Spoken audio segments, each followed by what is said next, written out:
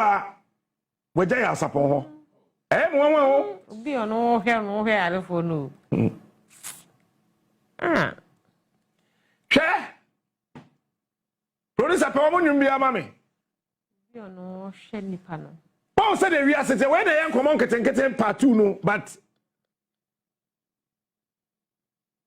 mo boa Tiwaa ewi aso ho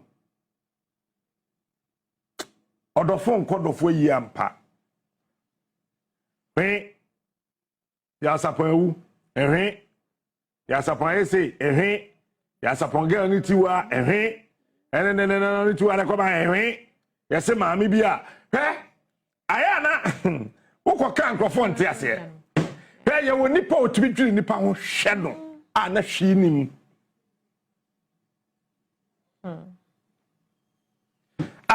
say ya tikrom heyi Tiwaa ho odin chen ya sapon ana de mu ba okoba ya wo yari da ho yi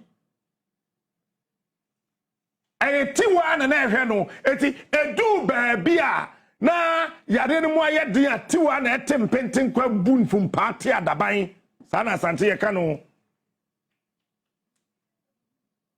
ote hasuo no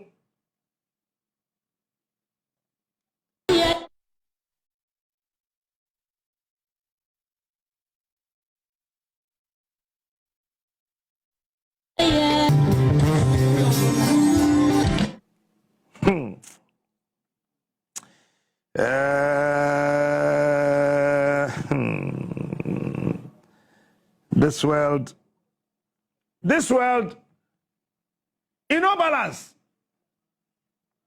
Yes, I want one Ayoka.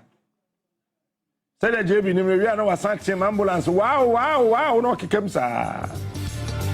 This world in no balance. It's there. Also, ya for the moment, ya for the hoko.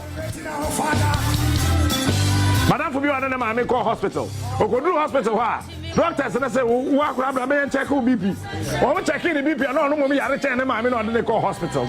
This life, in no balance. Chaya do so by ambulance, so met him, wow. I had him. Bra, baba, homebra, sister, baba, homebra, Tim, wow, sir. 1 year chrono. Now, Yamin fire me up.